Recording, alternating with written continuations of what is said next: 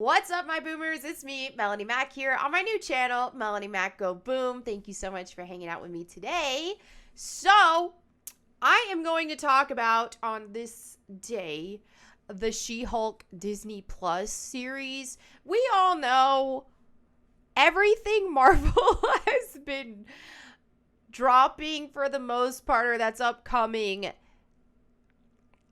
has not been looking the best or that promising, depending. But yeah, She-Hulk, I don't know. I kind of had low expectations going into it when they first announced it and all that kind of stuff, because anything that involves like a female protagonist these days, it seems like Hollywood, aka Disney and all that, they don't like making impactful, memorable female characters. It's like they like to make them as boring as possible. So let's go ahead and see what's going on here. Now this, dang it, I have to move my camera every time. I don't know. Now this from Bounding Into Comics, y'all know I really like them. They are always up with the latest. So anyway, rumor has it, this is just a rumor, but I do say it's probably pretty believable. Marvel's Disney Plus She-Hulk series reportedly not shaping up to be very good. Uh-oh. Multiple sources close to the production of Marvel's upcoming She-Hulk series have reportedly indicated that the upcoming Tatiana Maslany-led Disney Plus debut of the Jade Giantess is not shaping up to be very good. Word of this skepticism towards She-Hulk's quality, held by some of the production's crew members, was brought to light by Collider senior film reporter Jeff Sneider during a March 24th episode of The Hot Mic, the YouTube show hosted by himself and noted film critic John Rocha. Turning to the topic of the upcoming series, Rocha began, I'm seeing some reports going around on the internet over the last couple of days here that there are rumors that Tatiana Maslany might be replacing Mark Ruffalo as the Hulk in the MCU. I wouldn't even be surprised, as She-Hulk. And they're basing this on the logo that was released by Disney Plus here, with that kind of division. Not a dash, a division here between the word she and the word Hulk. Oh, because look at that. Okay, I love it. The internet detectives are doing their thing. And also some people speculating that they're moving on from almost all the original Avengers, aside from maybe Thor, because those are the only two that are left, right? Thor and the Hulk, he added.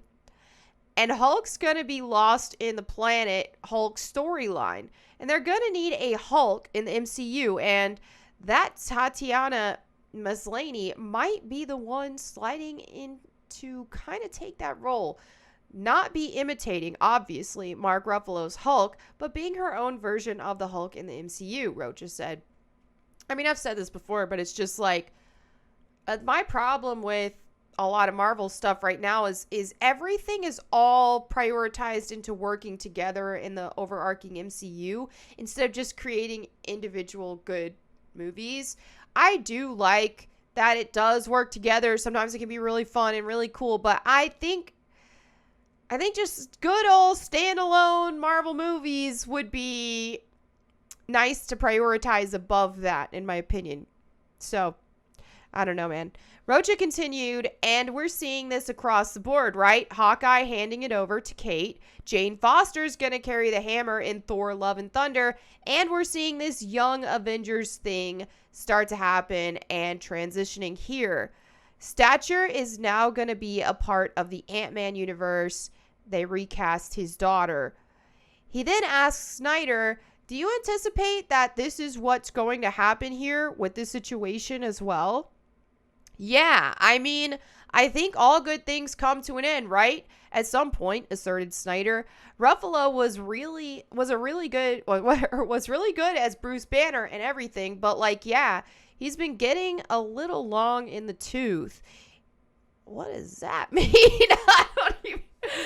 He's been doing this for a few movies now at this point. He's always looked the oldest. Oh, okay.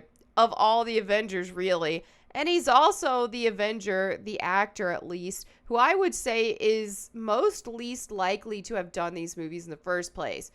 I mean, they do kind of have themselves in a situation to where the old cast are all aging, and it is time to kind of do some sort of a reset here, but I don't know. I don't know if this is going to be the way.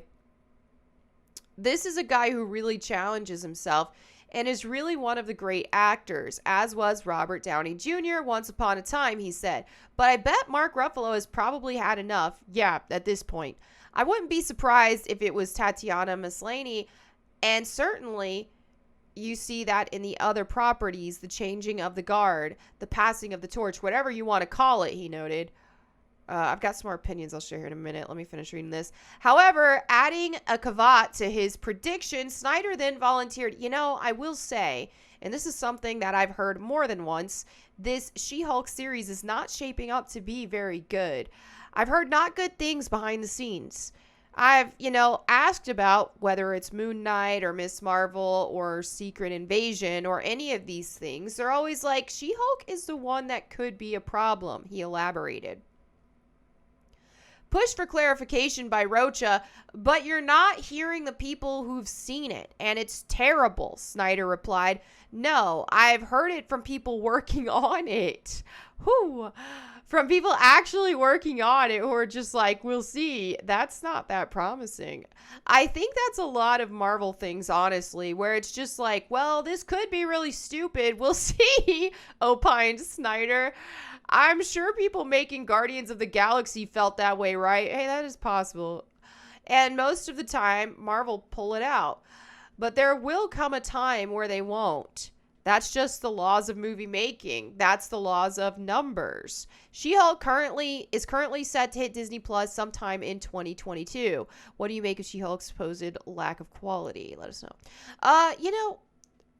Here's my thing when I was just thinking is when it comes to the whole MCU and trying to reinvent because the actors are getting older and stuff like that, I almost think it would be better just to focus on a bunch of different new properties. Maybe stop trying to focus on a bunch of different properties as their own individual thing instead of trying to make everything work together in the giant MCU or whatever. And then after some time, they can always reboot the Avengers, Give it another decade or something, and they can reboot the Avengers with a new cast and then do it all over again, essentially. And by reboot, I mean actually try to stay faithful to, the comic source material to some degree and all that. I don't mean replace and recast, exchange male characters for female characters and all that. Actually just try to do your thing.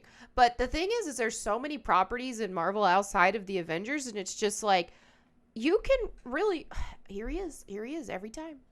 Every time there's Coltrane. Yeah, you can really do a lot more. It doesn't not everything has to be based around this core group and replacing them and all that. With Moon Knight, for example, I don't even know if I'm a popular one on this, but I actually am looking forward to Moon Knight, as I shared in my reaction video. Do I think it's probably not going to be amazing? Maybe. But it just has the aesthetic and things that I like. So, yeah. And to be honest, most of my favorite movies or shows or anything like that don't always get the best reviews and stuff. But that's a whole other discussion. But anyway, yeah, this looks like it might be a hot mess. They're probably going to have to ship it anyway. I guess we'll see. But let me go ahead and go into some comments from recent videos. Donald says, Melanie, you are under the electron microscope. If you burp, people will say, look, she's not a Christian. She burped the wrong way. I'm telling you. Always remember we are to pray for those that hate us. It's hard, but commanded by our Lord. And that is true. Pray for our enemies and also just forgive people, even if they're not asking for forgiveness. It's not always easy to do, but it's a very important part of being a Christian. I know nobody cares what I say. I do, Donald. Thank you. But you are human, not perfect, like all of the human race. Keep up the mission God has laid on your heart. You are always in my prayers. That means a lot. Thank you. Oh, I was married in 1986. Yes, I'm a true boomer. A good year, so I will always know your age law. Thank you, Donald. You're the realist. Thank you so much. Lisa says your dad is based AF. That warranted getting decked. Chris Rock's lame joke did it. My dad is awesome. He's amazing. Brandy says, I still believe that the slap is a performance. I think so too. Their ratings were low, so what better way to drum up ratings than to go and have the slap heard round the world? It got everyone talking, right? I remember when Andy Kaufman and Jerry Lawler did this same exact thing, and they had everyone convinced it was real. And it wasn't until later on we found out that it was all staged by Andy Kaufman.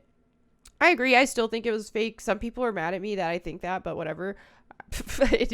I do think that. I'm skeptical of anything that comes from Hollywood in general at all. Y'all know how it is. I'm also like a bit of a conspiracy theorist anyway, so I question anything that comes from the government or from Hollywood, and oftentimes the two work together and all that kind of stuff. And when you're really factoring in the elites that we don't see, and I'm really putting on my tinfoil hat here, they're puppets for conveying a message and stuff, and for people to, I think a lot of people just don't see that the same way, and so they're not as skeptical. But I find that so much of what we watch in general is propaganda, and I see propaganda in almost anything. And so, yeah, maybe I'm crazy, but that's how I feel. Gonzalo says, no one cared about the Oscars, and now everyone is talking about it. That right there has the answer. That's how I feel. You know? John Hutto says, if you don't troll on Twitter, you're not doing Twitter right. Exactly. Twitter is for trolling. Bob says, thanks for reminding us all we are trash. All of us. Yes, we are. You're welcome. Timothy says it was faked. In fact, had this not happened, no one would be talking about the Oscars now. That's exactly how I feel. Thagomizer says, in the words of Mark Twain, who was pretty far from devout, heaven goes by favor. If it went by merit, you would stay out and your dog would stay in. I've never heard that until I saw 2 comments mention this. And I'm like, wow, that's actually a pretty good quote. I'm feeling it. All right, let me go ahead and go into the verse of the day. I picked this Psalm 27, 1-3. I love the verses in the Bible that are kind of like the whole bring it on in nature, like, hey, world, bring it on. I got God on my side. You can't do nothing to me. I love those type of verses. So I saw this today on Instagram and I was like, this needs to be my verse of the day. So it says, the Lord is my light and my salvation. Whom shall I fear? The Lord is the stronghold of my life. Of whom shall I be afraid? When evildoers assail me to eat up my flesh, my adversaries and foes, it is they who stumble and fall. Though an army encamp against me, my heart shall not fear. Though war arise against me, yet I will be confident. I love it. I love it. Stay strong.